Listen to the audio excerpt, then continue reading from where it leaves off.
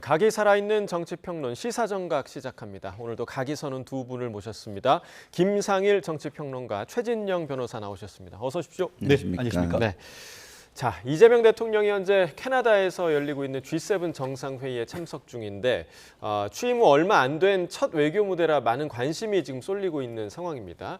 자, 그런데 이제 가장 많은 관심을 모았던 한미 정상회담, 중동 이슈 때문에 트럼프 대통령이 일정을 조기 종료하고 미국으로 돌아갈 예정이다, 이런 소식이 들렸는데, 자, 이렇게 되면 한미 정상이 오늘 만나지 못할 가능성이 높아진 거죠. 그렇죠. 아무래도 시간이 굉장히 작아졌기 때문에 트럼프 대통령이 그 한국 대통령과 정상회담을 할 물리적 시간이 거의 없을 것 같습니다. 그렇지만 뭐 저희 입장에서는 그렇게 큰 손실은 아니다, 이런 생각이 드는 것이요. 어차피 대통령이 당선된 이후에 준비 시간과 실무 조율 시간이 거의 없는 상태에서 이번 G7 정상회의에 참석을 하는 것이기 때문에 우리나라가 어떤 계엄 이후에 민주성, 그 민주주의의 회복력, 이런 것을 세계 무대에서 보여주고 대한민국이 정상화됐다는 것을 알리는 것만으로도 큰 의미가 있다. 그리고 뭐 어쨌든 트럼프 대통령과 아이스 브레이킹을 하고 뭐 스몰 토크를 할 수 있는 정도만 돼도 어차피 이번 정상회담에서 한미 간에 할 수 있는 것은 실질적인 것은 다 하는 것이다라는 측면으로 볼 때 아주 실질적인 손실은 그렇게 크지 않을 것으로 보입니다. 네, 그러니까 한미 정상회담을 못한다는 아쉬움은 있을 수 있겠습니다만, 지금 평론가님 말씀해 주신 것처럼 대한민국이 좀 정상화됐다라는 것에 알리는 것에 좀 방점이 찍혀 있는 그런 첫 외교 무대가 아닌가 생각이 좀 들어요. 외교에는 여야가 없습니다. 그렇기 때문에 이재명 대통령이 해외 첫 어떻게 보면은 그 데뷔 무대에서 성공적인 어떤 그 결과를 가져오기를 기대하는 마음은 국민들이 한 가지 마음인가 아닌가 싶습니다. 다만 첫 단추가 엉클어졌다, 이렇게 얘기는 할 수 있을 것 같습니다. 말씀드린 것처럼 캐나다에 가서 서방 7개국 정상회담에 업저버 참석으로 갑니다만 사실 캐나다를 가지만 메인 이벤트는 내일 있을 이 미국 트럼프 대통령과의 회담이었지 않겠습니까? 그런데 가장 핵심적인 어떤 그 트럼프와의 회담, 왜 중요하겠습니까? 관계를 회복하는 자체도 중요합니다만 다가오는 그 7월 8일 관세 협상 시한, 그것이 있지 않습니까? 그와 관련해서 대한민국 같은 경우에는 다른 어떤 것보다 외교 통상이 중요한 상황 속에서 그에 관한 어떤 그 첫발이라도 내딜 수 있겠다라는 그런 작은 기대가 있었었는데, 이런 부분이 또 미국 측 사정으로 이제 그 무산됐다라는 점에서 국민의 한 사람으로서 굉장히 어떻게 보면 안타깝고, 문제는 어떤 일이 벌어졌을 때 플랜 B가 중요한 건 아니겠습니까? 그렇기 때문에 지금 이번 이재명 정부 외교 안보 라인에 이 시험대에 섰다 생각합니다. 이거는 우리 측의 사정이 아니고 미국 측 사정인 것은 분명합니다. 그렇다고 하면은 얼마나 빠른 시간 내에 트럼프 대통령과 전화를 하고 양자 회담을 잡는지, 그런 부분에 지금 어떻게 보면 이재명 정부가 좀 더 주력해야 될 시점이 아닌가 싶은데요. 아무튼 아쉬운 점은 어쩔 수 없는 것 같습니다. 자, 지금 뭐 플랜 B도 말씀을 해주셨지만 빠른 시일 내에 트럼프 대통령과의 이 정상회담 자리가 또 마련됐으면 좋겠다라는 생각을 또 가져보고요. 관련 소식이 들어오는 대로 저희가 계속해서 좀 속보로 전해드리겠고요. 자, 그리고 이재명 정부의 첫 총리 후보자죠. 김민석 국무총리 후보자의 인사청문회를 앞두고 있는데 여야의 공방이 치열합니다. 관련 영상 보고 이야기 나눠보겠습니다. 먼저 국무총리 후보자로 김민석 국회의원을 지명합니다.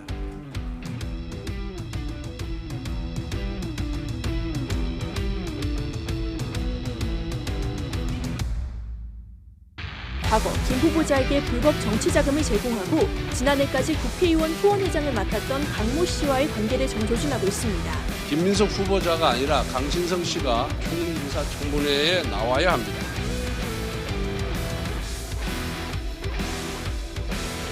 아들이 고등학교 재학 시절 교내 동아리 활동하며 작성한 표절 예방 관련 법안을 실제 국회에서 발의하고 아들이 설립한 비영리 단체가 의원실과 함께 세미나를 했다는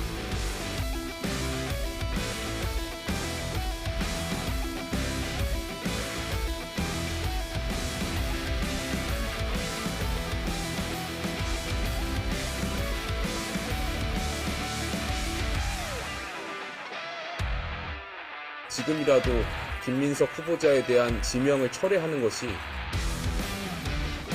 정해진 절차와 합리적인 기준에 따라서 청문회에서 검증하면 될 일입니다.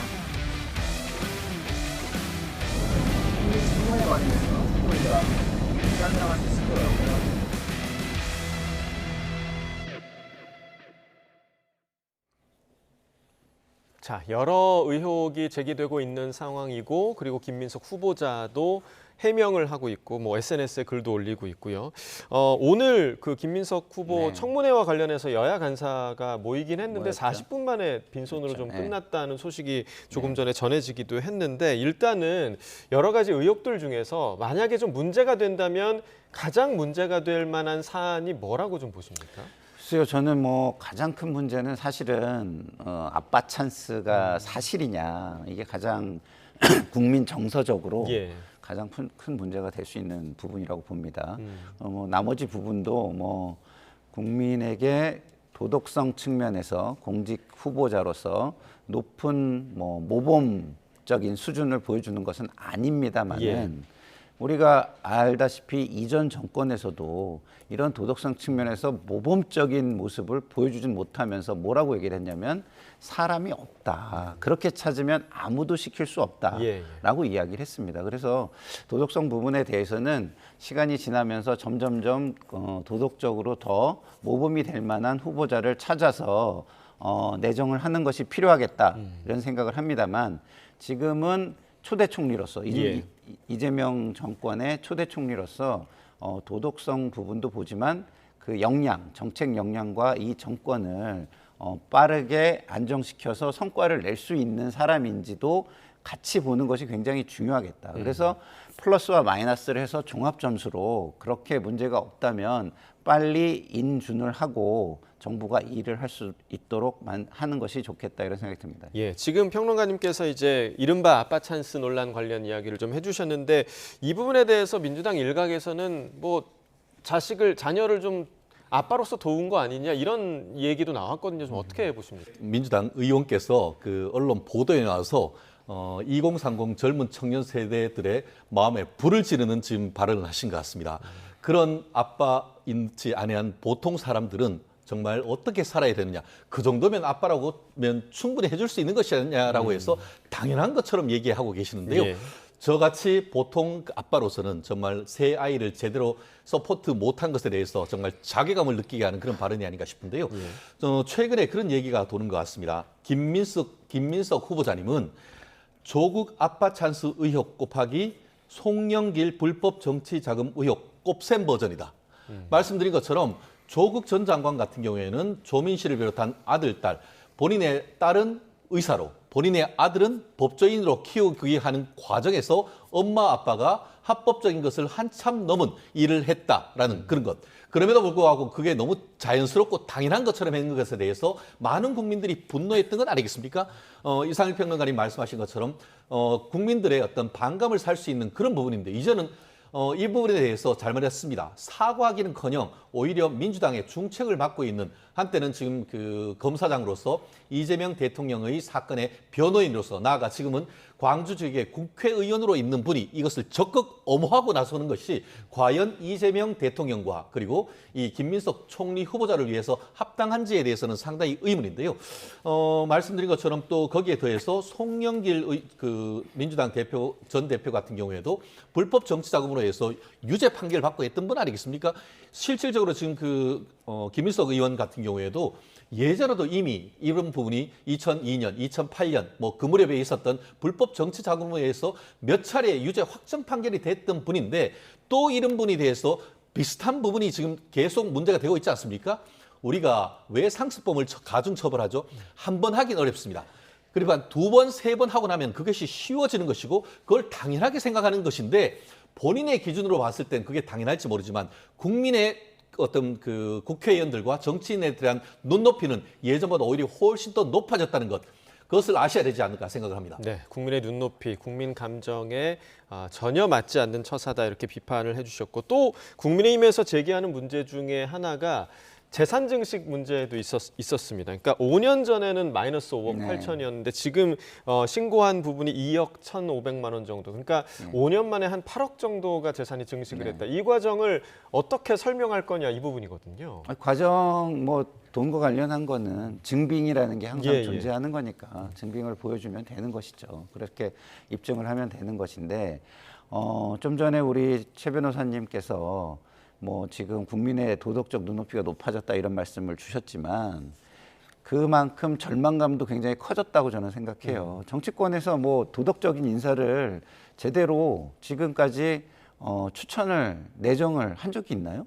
윤석열 정권에서는 뭐 다 문제가 없이 전부 다 뭐 도덕적으로 완벽한 분을 했나요? 그런 게 아니잖아요. 그렇기 때문에 국민의 눈높이는 높아지지만 국민의 절망감도 커지고 있다 이런 생각이 듭니다. 어쨌든 그런 부분에 대해서는 일단 김민석 후보는 태도와 성의 있는 자세가 굉장히 중요하겠다. 뭐 흠결이 과거에 있었던 사람들이 있었다고 해서 그것이 핑계가 돼가지고 과거에 그랬기 때문에 나는 괜찮다 이렇게 태도를 보인다면 국민 정서를 굉장히 크게 자극할 것이고 아무리 정책적 역량과 국정 운영 능력이 있다 하더라도 청문회를 통과하기 어려울 것입니다. 그래서 태도와 성의 있는 자세 이것을 저는 촉구드리고요.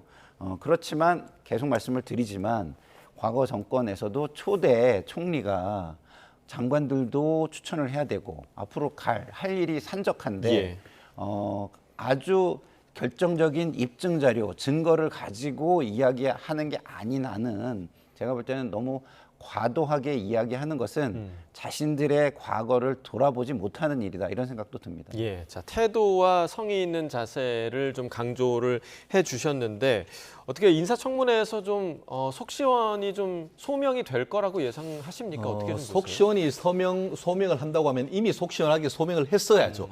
아시다시피 지난 그 김민석 후보자님 같은 경우에는 지난주에 본인의 소셜 미디어를 통해서 며칠 내로 본인이 어떤 그 소셜 미디어에 그 내용을 다 밝힌다고 했습니다. 근데 밝혔다라는 내용을 보면은 오히려 핵심은 비켜가고 오히려 거꾸로 본인에 있었던 어떤 예전에 있었던 그 SK와 관련되는 2억 원 정치자금이나 이런 부분이 그 부분이 핵심이 아니고 오히려 정치 검사가 표적 수사가 했는 것이 핵심이다라고 해서 본인은 아무 관계가 없는데 2억 원을 중앙당에 받아서 영수증 처리하는 것을 나한테 책임을 물었다 이런 식으로 얘기를 하는데 과연 그것이 정답인가? 저는 아닐 것이다라고 생각합니다. 저는 법조인입니다. 그것을 법률적으로 얘기한다고 하면은 지금 아까 그 좀 전에 말씀드린 것처럼 SK에서 2억을 받은 것을 영수증 처리하지 않았고 다만 그것을 뭐라고 썼냐 하면은 기업 후원금이라고 했습니다. 기업에서 정치자금법상 정치인 후원하는 것이 가능합니까? 불가능해요. 불법이에요. 왜냐? 그렇게 할 경우에는 정치권이 기업에 의해서 종속될 수 있는 우려가 있기 때문에 기업의 정치인에 대한 후원은 못하도록 돼 있습니다. 그런데 이것을 그러고 이거는 본인이 또 뭐라고 했냐면 나랑 아무런 관계가 없다라고 했는데 국민의힘 주진우 의원 그 검찰 출신으로서 판결문을 보고 쓴 글에 의하면은 그것은 이미 SK 임원들이 그 후원금이나 이런 것을 그 자료를 처리할 수 있는 방법이 없다는 것을 김민석 후보한테 다 알렸던 것이고 2002년 전후 같은 경우에는 5만 원권이 없었기 때문에 그것이 만 원권으로 할 경우에는 쇼핑백으로 해가지고 6개가 되고 그 무게가 22.3kg나 된다라고 밝히고 있습니다. 그런데 그것이 어떻게 개인적으로 아무런 문제가 없는 것이고 나와 상관없는 것인지 그렇게 해명을 할 수 있는지에 대해서는 이런 것이 과연 국민에게 솔직하게 하는 태도인지에 대해서 상당히 의문이고 나아가 좀 전에 김상일 평론가님 말씀하신 것처럼 태도 이 부분도 질타하지 않을 수 없는데요. 오늘 또 조금 전에 제가 확인을 했더니만 본인의 소셜 미디어에 외교 안보 라인들에 대한 현안 보고를 받았다라고 해서 마치 지금 본인이 총리 후보자가 아닌 총리인 것처럼 행위를 하고 있는 것을 지금 볼 수가 있습니다. 그 어디를 봐도 총리 후보자인 것처럼 얘기를 볼 수 있는 것은 하나도 없습니다. 지금 전례를 보면은 예전 총리 같은 경우에는 임명되기 전은 내부적으로 어떻게 보면은 이런 현안을 파악하기 위한 취지에서 현안 보고를 비공식으로 받는 건 있지만 이런 식으로 대놓고 총리로서의 현안 보고 받는 것은 처음이라고 생각합니다. 그렇기 때문에 이것은 총리도 아니면서 총리같이 하면은 그것이 오히려 직권남용이 아니냐라는 취지로 오늘 국민의힘에서 비판적인 성명을 내는 것, 이런 부분도 국민들은 하나하나 다 보고 있다는 점 말씀드리고 싶습니다. 네, 자, 지금 언급해주신 그 오늘 올렸다는 SNS 글에는 본인의 심경과 관련한 내용도 상당히 좀 많았거든요. 맞습니다. 뭐 아내가 눈에 뭐 실핏줄이 네. 터졌다, 부끄럽다, 뭐 이런 얘기 좀 어떻게 보셨습니까? 그러니까 이제 우리나라의 사법 체계라는 것이요, 죄는 미워해도 사람은 미워하면 안 된다, 이렇게 돼 있는 겁니다. 근대 국가가 다 그렇죠.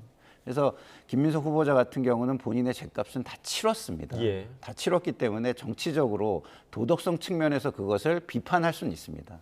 그리고 앞으로 그런 일을 하면 안 되기 때문에 그런 거를 반면 교사로 삼게 할 수는 있습니다. 그렇지만 그 죄를 아직까지도 주홍 글씨처럼 그 죄가 남아있는 것처럼 이야기해서는 안 될 것이고요.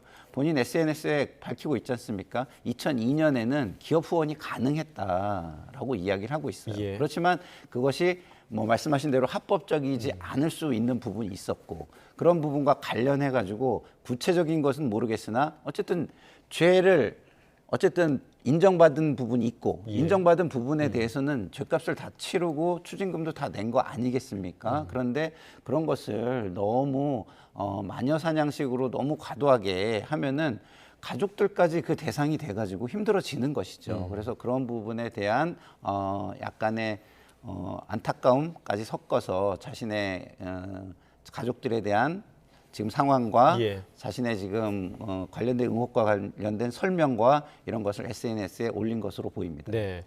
자, 인사청문회와 관련해서는 이제 오전에는 40분 만에 좀 무산이 되긴 했지만 여야 협의가 오후 4시에 다시 진행된다고 하니까요. 그 협의 결과를 좀 지켜봐야 할 것 같고요. 자, 그리고 어제 그 새 정부의 로드맵을 그릴 국정기획위가 공식 출범하고 첫 회의를 가졌습니다. 이제 이재명 정부 5년의 청사진을 그리는 그런 역할을 하게 되는데, 그중에서도 핵심이 조직 개편에 좀 방점이 찍힌 것으로 보입니다. 뭐 기재부, 검찰, 금융위, 뭐 대대적인 좀 개편안이 나올 것 같은데, 자, 이 부분은 어떻게 좀 예상하고 계십니까? 국정 철학을 그 정부 조직법 개편을 통해서 투영한다는 것은 나름대로 할 수가 있다라고 생각합니다. 하지만 그 한계는 헌법이 기준이다라고 보는 것이 맞겠죠. 예를 들어서 뭐 기재부라든가 금융위 이런 부분에 있어서는 나름대로의 어떤 조각을 통해서 이런 부분을 기획재정부를 기획부와 재정부로 나눈다든가 아니면 통폐합한다든가, 그것은 이재명 대통령의 정치 철학에 따를 수가 있다라고 봅니다. 하지만 검찰 같은 경우에는 검찰은 어떻습니까? 우리가 저도 뭐 사법 고시를 하고 하면서 준사법기관이라고 합니다. 준사법기관은 그만큼 독립적인 기관이라는 겁니다. 그런데 사실상 이것을 공수처로 해서 그냥 폐지해버린다는 건 아니겠습니까? 그리고 내년 10월 정기 국회를 통해서 검찰청은 역사 속으로 사라져버린다라는 그런 예고를 하고 있는데, 그것은 헌법을 폐지하는 것이나 마찬가지입니다. 무슨 말씀이냐? 헌법에 보면은 국무위원들과 그 어떤 국무회의 결의를 거쳐야 되는 자리로서 검찰총장을 놓고 있습니다. 검찰총장이라는 자리는 뭡니까?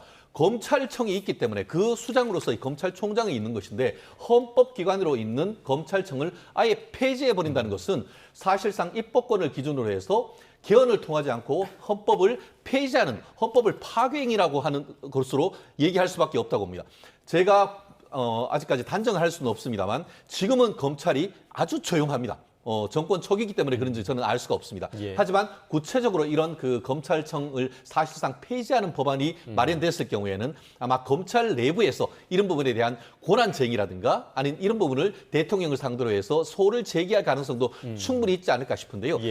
어떤 그 조각을 하는 데에 충분한 그 재량은 있습니다만 그 한계는 명확한 헌법이 있다. 헌법을 개정하지 않는 한 이런 식으로 본인을 어떻게 보면 수사를 했다라는 것에 대한 실질적인 보복, 다른 이유야 많겠죠. 하지만 국민들이 보기에는 정치 보복으로서 검찰청을 아예 없애버리는 이런 것은 반드시 자제돼야 된다고 봅니다. 네, 이거는 반론을 제가 안 할 수가 없는 부분이라 좀 말씀드리면, 자, 국가의 기능이라는 게 존재해요. 그 기능이 없어졌느냐를 본다면 그 기능이나 역할은 없어지는 게 아닙니다. 조직의 형태를 바꿔서 두 가지를 추구하는 거죠. 하나는 효율성, 또 하나는 문제의 예방성입니다. 그런데 검찰의 경우에는 문제가 너무 많았죠. 국민에 대한 불신이 이렇게 극에 달할 수가 없습니다. 검찰의 수사를 지금 믿습니까, 국민이? 한번 설문조사를 해보세요. 믿는 사람이 많지가 않습니다. 그 정도로 국민 불신, 국민에 대한 신뢰를 잃은 검찰이기 때문에 그 역할을 없애는 게 아니에요. 어딘가 그 역할은 존재하게 돼 있습니다. 그러나 말씀드린 대로 그 역할을 하는 데 있어의 효율성, 예. 그리고 그동안 그 조직이 가지고 있었던 문제에 대한 예방성, 미래의 예방성을 중심으로 조직을 개편하는 것뿐이다. 이런 말씀을 드립니다. 자, 역할을 분산시키고 효율성을 높일 수 있다라는 반론이신데요. 그거는 헌법의 히읗도 모르는 읽어보지 않은 얘기라고 합니다.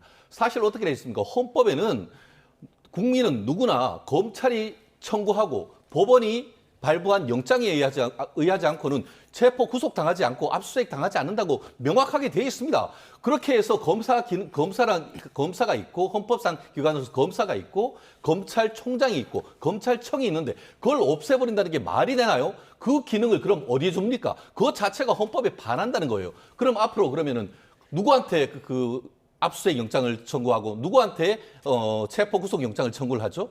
민주당 방식으로 한다고 하면 헌법을 사실상 파괴하는 거나 마찬가지란 말이에요. 실제로 지금 서초동 가보십시오. 앞에서 봤을 때 오른쪽에 법원이 있고 왼쪽이 검찰이 있는 그 이유는 같은 어떤 사법기관과 준사법기관으로서 행정부 쪽에 있는 것이 아니고 독립된 기관으로서의 준사법기관으로 역할을 하라고 돼 있는 겁니다. 그런데 그것을 사실상 없애버리면은 그럼 국민이 실질적으로 어떤 그 범죄에 피해를 받았을 때 누가 구제를 해주죠? 지금은 여러 가지로 해가지고 뭐 경찰이 한다, 공수처가 한다, 검찰이 한다, 특검이 한다, 특검에 특검을 한다라고 하지만 실제로 국민들의 99%의 그 검찰과 법원 사건은 대부분 검찰이 형사부에서 지금 처리하고 있는데 그거 없애버리면 그 피해는 누가 가느냐?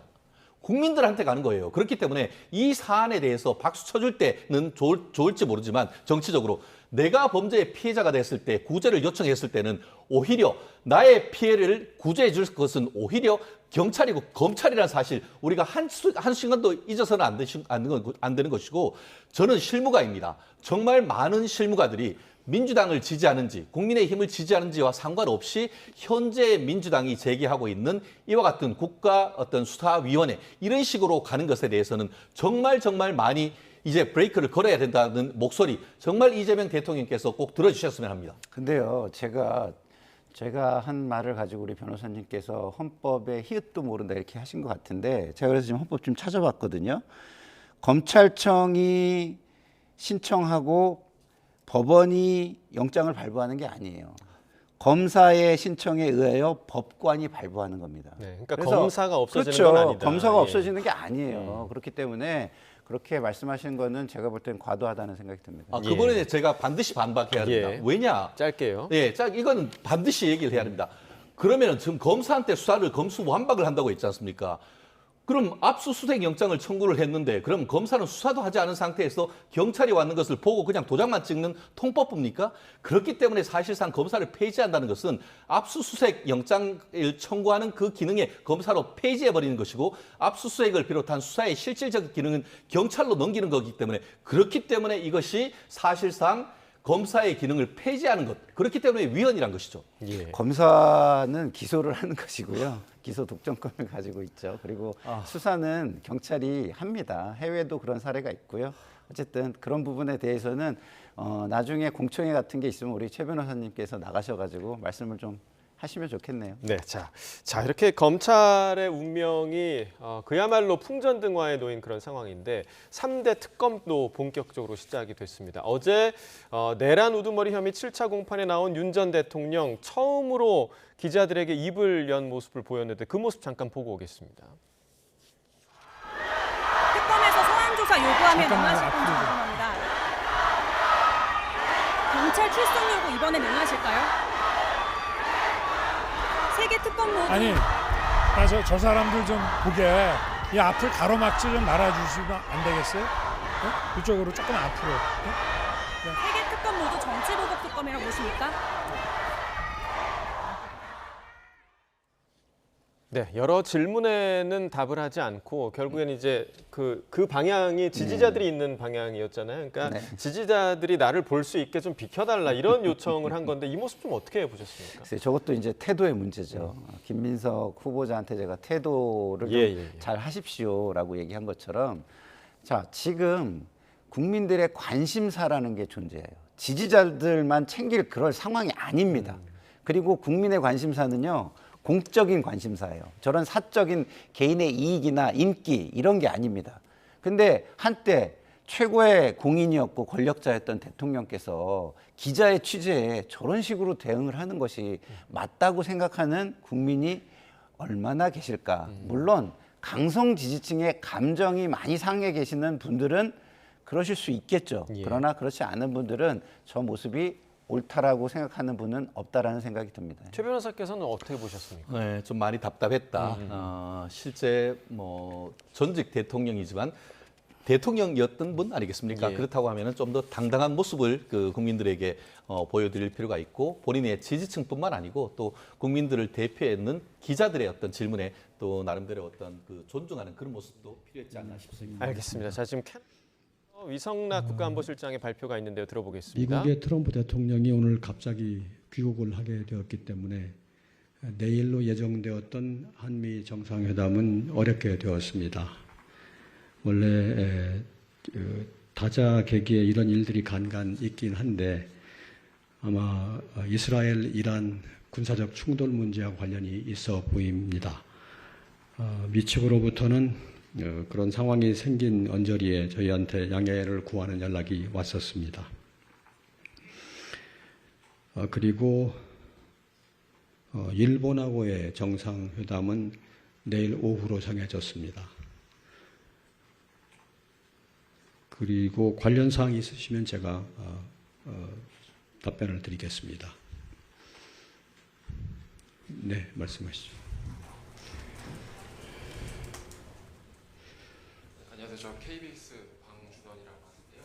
예, 자 위성락 국가안보실장의 현장 브리핑이 있었습니다. 뭐 저희가 조금 전에 예상을 했던 대로 이스라엘과 이란의 충돌 문제 때문에 트럼프 대통령이 조기 귀국을 하게 되면서 한미 정상회담, 그러니까 내일로 예정됐던 한미 정상회담이 결국 불발이 됐다라는 공식적인 발표가 조금 전에 있었고요. 또 이와 관련해서 미국 측에서 양해를 구하는 연락이 왔다.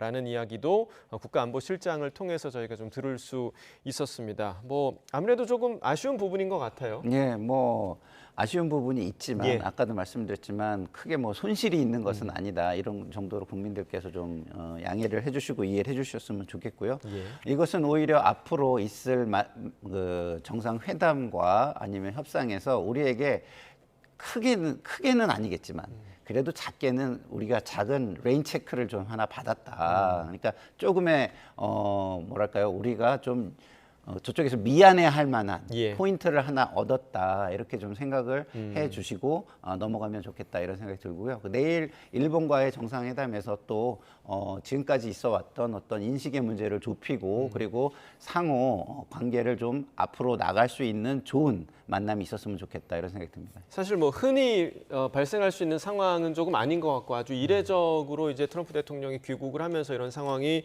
벌어진 거고 조금 전에 평론가님 말씀하신 대로 내일 한일 정상회담에서 또 뭐 성과를 낼 수 있는 부분이 있지 않겠습니까? 어떻게 보세요? 말씀하신 것처럼 내일이 빅 이벤트 데이. 예. 오전에는 한미 정상회담, 오후에는 한일 정상회담이 예정됐었는데 안타깝게도 또 트럼프 대통령과의 어떤 그 상견 예정 첫 마탐은 무산되는 것 같은데요. 예.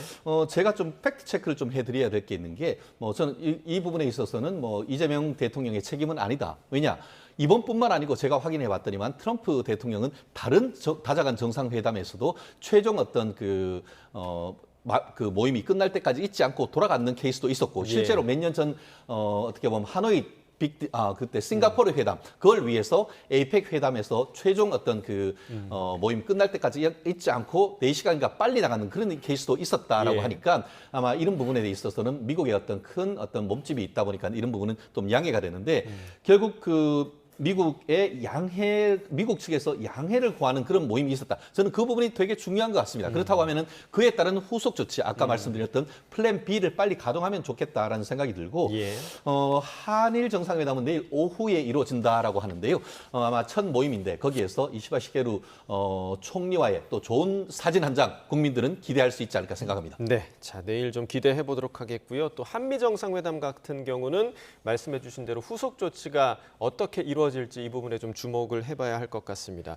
저희가 이제 조금 전에 윤 전 대통령 이야기를 나누고 있었는데 어제 또 굉장히 좀 이례적인 상황이 좀 벌어졌습니다. 그러니까 김용현 전 장관 같은 경우는 법원에서 그러니까 물론 조건부긴 합니다만 보석을 결정을 했는데 김 전 장관 측에서 이를 거부해서 사실 이게 도대체 어떻게 된 일인가라고 의아해하시는 분들이 있을 것 같거든요. 뭐 과거에 김경수 전 지사 같은 경우도 뭐 이렇게 보석을 거부한 적이 있죠.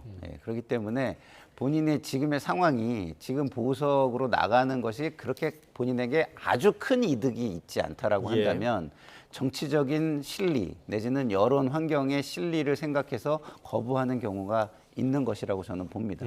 그렇기 때문에 지금 김용현 장관이 앞으로 법적 대응이나 이런 정무적인 판단에 의해서 이것을 거부한 것이다. 저는 이렇게 판단하고 있습니다. 예, 뭐 내란 관련 혐의자들이 이제 7월 초가 되면 줄줄이 또 나올 수 있게 된다라는 우려가 계속 나오고 있거든요. 이 부분은 좀 어떻게 보십니까? 공교롭게도 어제가 제가 제 의뢰인 접견을 하기 위해서 1시 반에 이 서울 동부구치소를 갔었는데 앞에 기자들이 가득 있더라고요. 알고 봤더니만 그때에 혹시 나올까 싶어서 기다리는 부분이었는데 결국 접견하고 나오니까 다 기자들이 없더라고요. 그런데 벌써 나가셨나 했더니만 안 나오셨다라고 하는데 자초지종을 봤더니 통상에 우리가 어떤 청구는 피고인이 보석 청구를 하지만 이번에 보석을 청구를 했는 것은 김용현 전 장관 측이 아니고 검찰 측이 청구를 했던 아주 이례적인 케이스인 것이죠.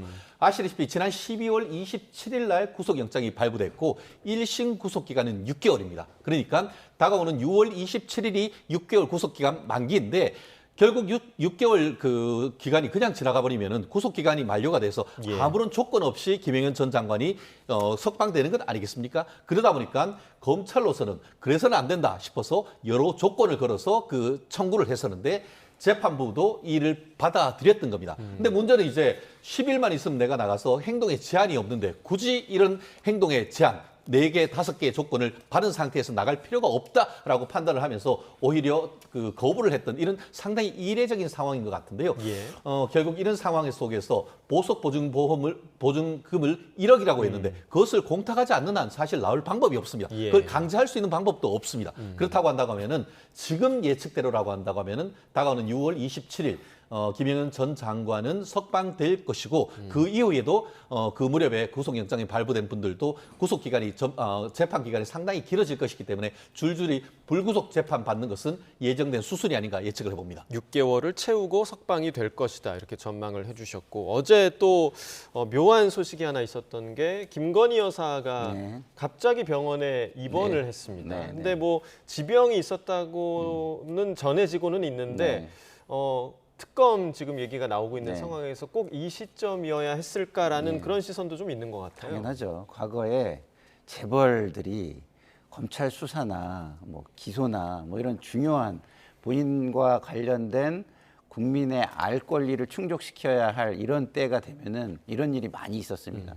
그것에 대한 뭐 기시감이 드는 거 아니겠습니까? 그래서 모르겠습니다. 우리가 과거에 조국 전 장관의 가족들이 병원에 입원하고 이럴 때도 우리 많은 평론하시는 분들이 뭐라고 얘기했냐면 본인이 다 해야 될 의무는 정말 뭐 물리적으로 못하는 경우가 아니면 입원을 해도 그 의무를 다 해야 된다라는 취지의 말씀들을 많이 하셨어요. 그렇기 때문에 김건희 여사도 정말 본인의 상태가 아무리 병원에 입원을 했다 하더라도 그 의무를 다 할 수 없는 물리적인 상태가 아니라면 그 의무를 다 하시는 것이 맞겠다 이런 말씀을 드리고 싶습니다. 그런데 그 병원에 입원했다고 해서 특검 조사에 응하지 못하는 건 아니죠? 그렇습니다. 이런 사실을 밝힌 것도 다른 사람이 아닌 김건희 여사의 변호인이 이와 같은 내용을 언론을 통해서 얘기를 했고 말씀하신 것처럼 지금 현재 입원은 하지만 아주 위중한 사태는 아니다라는 것을 확인했습니다.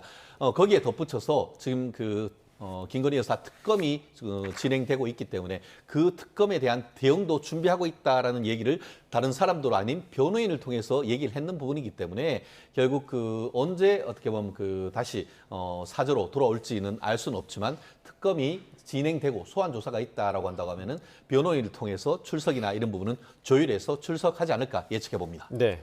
자, 여기에 더해서 심우정 검찰총장과 김주현 전 민정수석의 비화폰을 통한 통화가 좀 알려지기도 했는데 관련해서 김병기 원내대표 그리고 조국혁신당 박은정 의원의 발언 내용 함께 들어보겠습니다. 비화폰으로 대통령실과 내통해온 것으로 확인된 심우정 검찰에게 더 이상 내란 수사를 맡겨둘 수는 없습니다. 특검으로 내란 세력을 신속히 재구속하고 엄하게 처벌해야 합니다. 조은석 내란 특검은 빠르고 철저한 수사로 내란 주범들의 탈옥을 막고 정의를 바로 세워주시기 바랍니다. 비화폰에 지옥문이 열렸다. 저는 그렇게 생각하거든요. 비화폰의 통화를 추적해서 그런 부분들을 충분히 규명해야 된다. 특검 전국에서 검찰이 각자 도생을 하고 있다. 비화폰 통화까지 나온 마당에 사실은 심우정 검찰총장이 사퇴하고 수사를 받아야 된다. 저는 그렇게 생각합니다. 실제로 심우정 검찰총장이 지난 윤석열 내란 수계의 구속 취소에 대해서 즉시 항고도 하지 않은 이런 부분도 굉장히 문제가 되고 고발도 되지 않았습니까? 네네네. 그러면 이 검찰총장의 수사 지휘권이라든가 통솔력 이런 것들은 사실상 상실한 상태이거든요. 네, 결국은 두 사람이 통화하던 시기, 그 시기 전후로 무슨 일이 있었느냐 이 부분이 좀 중요할 것 같은데 명태균 의혹 수사가 한창이었고 또 이후에 김건희 여사 도이치모터스 주가 조작 의혹이 무혐의 처분됐습니다. 그러니까 그냥 볼 수는 없을 것 같아요. 그렇죠. 자, 우리가 공공은요 웬만한 어떤 국가의 안보 사안이나 정말 내밀한 개인의 정보가 아니고는 국민들에게 투명하게 공개가 돼야 되는 것입니다. 그렇기 때문에 웬만하면 일반적인 행위를 통해서 행정행위를 해야 하는 것이죠. 근데 비화폰을 썼다는 건 뭐죠? 그런 드러날 수 있는 모든 행정행위를 감추겠다는 뜻입니다. 왜 감추죠? 이런 거를? 무슨 얘기를 했길래? 뭘 숨기고 싶길래? 국민들은 이렇게 생각할 수밖에 없는 것입니다. 특히 권력자들과 관련된 부분에 대해서는 그렇게 생각할 수밖에 없는 것입니다. 이런 부분에 대한 국민의 알 권리를 충족시켜 줄 수 있는 충분한 진상 규명이 필요하지 않을까 생각하고요. 심우정 검찰총장의 자발적인 규명도 기대를 해보겠습니다. 네, 자 심우정 총장도 특검 수사 대상에 포함될 수 있을지 짧게 좀 부탁드리겠습니다. 박은정 의원님이 검찰 출신이라고 모든 것을 아는 건 아니죠. 말씀하신 것처럼 딱 떼가지고 그때 통화를 했는 것만 있는 것인지 아니면 그 이전에도 비화폰으로 일상적인 통화를 했는지 그런 부분에 대한 어떤 설명도 검찰 측에서는 필요하지 않을까 싶고요. 조사 대상이라고 하면 조사를 해야죠. 그렇지만 그것이 특히 김건희 여사의 수사와 관련해 가지고는 사실상 문재인 정권 때 탈탈 털어서 그 무렵에 중앙지검원에서 실무자들이 무혐의 결정을 하려고 하는데 정권 차원에서 그것을 막았다라는 보도도 나오고 있습니다. 그렇기 때문에 과연 그때의 결정을 안 하고 그 정권이 넘어와서 무혐의 결정을 했다고 그 사실에 대해서 검찰 수사까지 해야 되느냐? 저는 그 부분은 좀 무리한 것이 있다라고 생각하는데요. 그 외에 다른 지금 이른바 명품백 이런 부분은 충분히 국민의 의혹이 있기 때문에 수사를 가능하겠습니다만 수사했는 것 자체에 대해서도 또 수사를 한다는 것은 결국 정치 보복 논란도 발 수 있기 때문에 외과 수술적 수사, 필요한 부분에 대한 수사 이런 부분이 필요하다고 봅니다. 네, 자 마지막으로 국민의힘 상황 짧게 좀 짚고 마무리하도록 하겠습니다. 신임 원내대표 송원석 원내대표가 오늘 첫 회의를 열었는데 어떤 이야기를 했는지 함께 들어보겠습니다. 여야 협상은 줄 건 주고 받을 건 받으면서 싸울 땐 싸우고 협상할 때는 전략적으로 협상을 하도록 하겠습니다. 물론 비판과 견제는 야당의 본령입니다. 혁신이 발전하는 말씀드리겠습니다. 당의 신속하고 파격적인 쇄신을 위해 혁신위원회 구성을 조속히 추진하겠습니다. 혁신위 구성은 지난 원내대표 경선에 출마한 이현승 의원님과 김성원 의원님도 동의했던 사안입니다. 혁신위는 김용태 비대위원장이 제안한 5대 개혁안을 포함하여 당의 전반적인 시스템 개혁까지 포함하는 구조개혁을 논의하고 당내 의견을 두루 수렴하는 개혁안을 준비할 것입니다. 오늘 양당 원내대표 이제 만남이 예정돼 있었는데 좀 두 사람의 이른바 케미가 좀 어떨 거라고 좀 예상하십니까? 개인적인 케미는 저는 잘 맞을 거라고 봐요. 두 분 다 실무형이고 그다음에 성과를 내고자 하는 어떤 의지와 그런 일을 해본 분들이기 때문에 잘 될 거라고 보는데 개인적인 차원을 넘어서서 지금은 당의 환경이 개인들을 다 지배하는 그런 상황이잖아요. 예. 그런 상황 속에서 그런 것을 해결하지 않고 개인적인 케미가 얼마나 성과를 발휘할지 잘 모르겠습니다.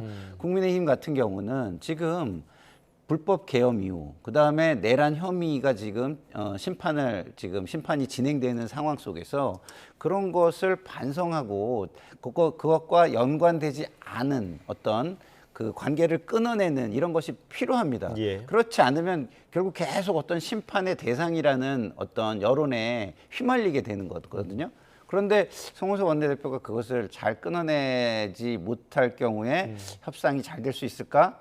그런 생각이 좀 들어서 좀 우려스러운 부분이 있고요. 지금은 국민의힘의 모습을 보면 내가 개혁하고 쇄신해서 내가 잘해서 국민의 지지를 얻겠다 이런 게 아니고 지금 우리가 좀 옹색하지만 잘 버티고 시간을 끌면 상대방이 잘못을 해줘서 우리가 알아서 나중에 지지가 올라가지 않겠냐 예. 이런 모습인 것 같아서 참 안타깝습니다. 최 변호사님 어떠십니까? 저는 이른바 안기부 출신 여당 원내대표 그리고 기재부 출신 야당 원내대표 이 거꾸로 듯한 그런 느낌이 강한 것 같습니다.